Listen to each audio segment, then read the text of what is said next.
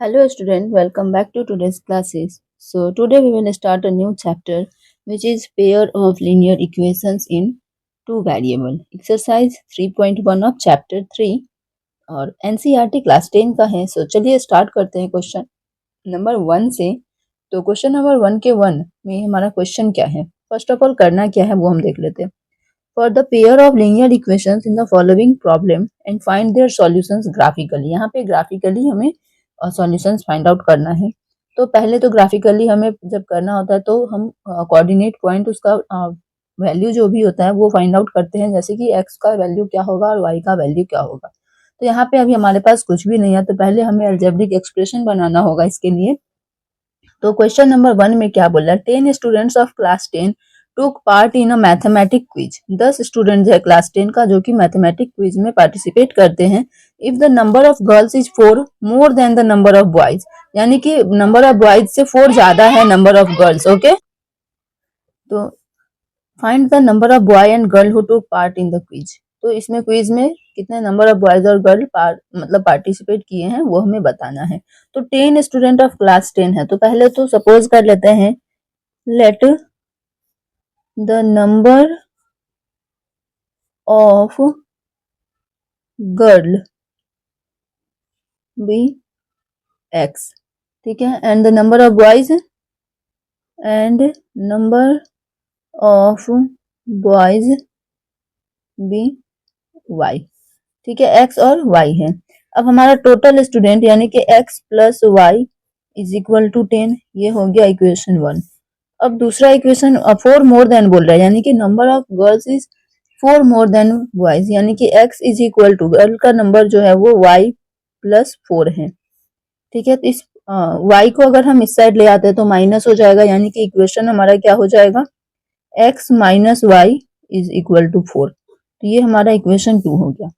ये दोनों हमारा एल्जेब्रिक इक्वेशंस आ रहा है. तो अब equation in equation 1 x plus Y is equal to 10 है, तो y is equal to 10 minus x. And equation 2 में x minus Y is equal to 4 है, तो फिर y इज इक्वल टू क्या हो जाएगा, x माइनस 4.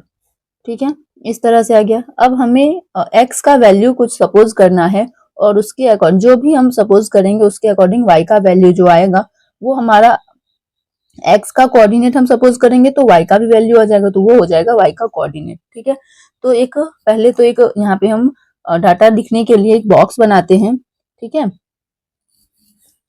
पहले हम यहाँ पे एक बॉक्स बना लेते हैं.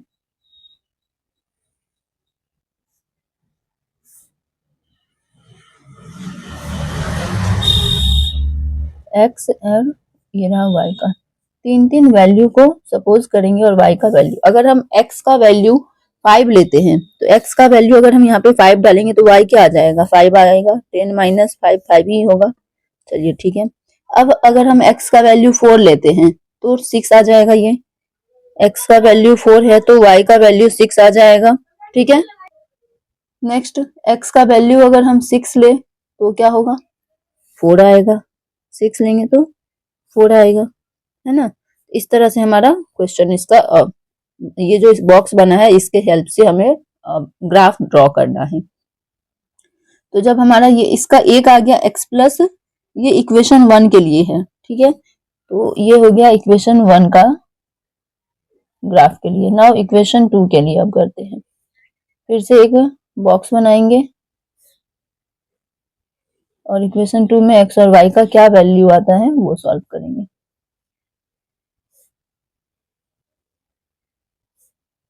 x y. अब अगर हम इस इक्वेशन में x का वैल्यू 5 ले तो 5 में से 4 जाएगा तो 1 आएगा. 5 और 1 हो जाएगा. 4 लेंगे तो 4 में से 4 गया 0 हो जाएगा. नेक्स्ट इसमें अब क्या ले, 3 ले लेते हैं. 3 में से माइनस 4 यानी कि 3, तो ये हो जाएगा -1. ठीक है, ये इसका डाटा हमारे पास मिल गया इक्वेशन 1 और इक्वेशन 2 के अकॉर्डिंग. अब हमें इसके अकॉर्डिंग ग्राफ बनाना है. तो चलिए अब आप लोग ग्राफ पे ध्यान दीजिएगा. सो ये रहा graph.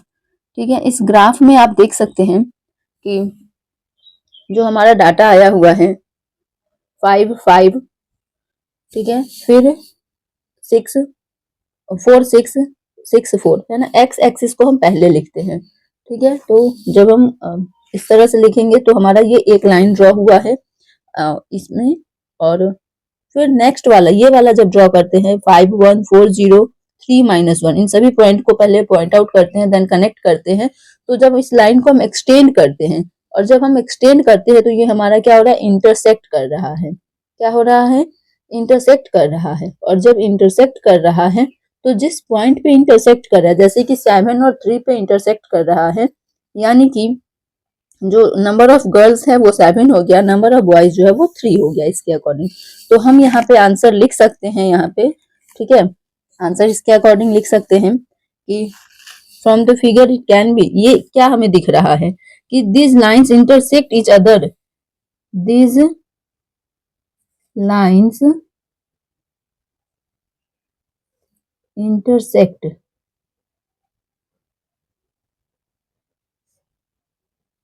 each other at 7 and 3 coordinate पे, ठीक है। therefore number of boys is equal to 3 and number of girls is equal to 7, क्योंकि x एक्सिस 7 था, 7 x का सपोज हमने करा था और y हमने बॉयज का किया था, तो ये हमारा इसके अकॉर्डिंग आ गया इसका नंबर। अब आते हैं इसी के साथ क्वेश्चन नंबर 2 पे, 1 के क्वेश्चन नंबर 2 पे आते हैं। क्वेश्चन नंबर 2 बोल रहे हैं 5 पेंसिल्स एंड 7 पेन का कॉस्ट टुगेदर जो है वो 50 रुपीज है, जबकि 7 पेंसिल एंड 5 पेन का कॉस्ट टुगेदर 46 रुपीज है। तो find the cost of 1 pencil and 1 pen. तो 1 पेंसिल और 1 पेन का हमसे कॉस्ट पूछ रहा है। तो लेट सपोज कर लेते हैं यहाँ पे, लेट कॉस्ट ऑफ 1 पेंसिल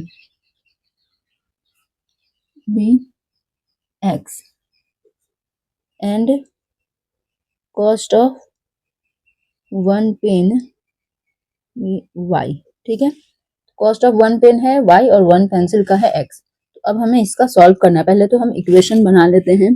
तो 5x प्लस 7y, 5 पेंसिल यानी कि 5x, 7 पेन यानी कि 7y is equal to 50 rupees. ये हो गया equation 1। Now 7x plus 5y is equal to, answer आ रहा 46। ये हो गया इक्वेशन 2, ठीक है। अब इन दोनों इक्वेशन के अकॉर्डिंग 1 और 2 के अकॉर्डिंग, ठीक है, इन इक्वेशन 1 के अकॉर्डिंग हम क्या करेंगे, यहाँ पे देखते हैं पहले हमें कैसे सॉल्व करना है। x और y का वैल्यू लाना होगा। तो पहले तो हम y को अकेला कर देंगे, बाकी सारे नंबर को 50 के पास ले चलते हैं इक्वेशन 1 में, ठीक है। तो ये रहा 7y को अगर हम अकेला कर देंगे, 7y is equal to 50 minus 5x, ठीक है। Now y is equal to 50 minus 5x by 7 होगा। Same in equation 2 7x minus 5y है, तो 5y is equal to 46 minus 7x is equal to y is equal to 46 minus 7x by 5।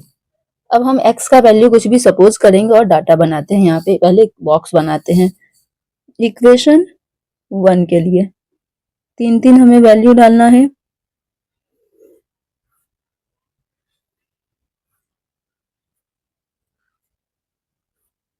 x y, x का value अगर हम लेते हैं 3, ठीक है, 3 अगर लेते हैं तो यहाँ पे 5 3 जा 15, 50 में से 15 जाएगा तो 35, 35 को 7 से डिवाइड करेंगे तो 5, यानी कि अगर हम x को लेते हैं 3 तो y हमारा आएगा 5। नाउ x को अगर हम लेते हैं 10, ठीक है, 10 5 जा 50, तो 10 अगर ले लिए तो 10 50 से 50 0 आ जाएगा, 0 को 7 से डिवाइड करेंगे तो 0 आएगा। नाउ अब आते हैं -4 अगर लेते हैं तो -4 into 5, -4 into 5 will be minus minus plus तो 20, 50 प्लस 20 विल बी 70 और 70 को 7 से कट करेंगे तो 10, यानी कि -4 अगर लेते हैं तो ये आएगा 10। ठीक है, अब इक्वेशन 2 के लिए ग्राफ के लिए डाटा लेंगे, फिर से एक बनाएंगे बॉक्स,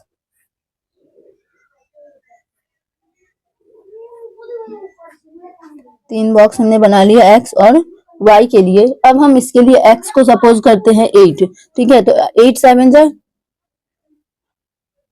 56, 56 और 46, 56 में से 46 -10 है ना, तो -2 हो जाएगा, 5 से जब डिवाइड करेंगे तो -2 और ये 8 था।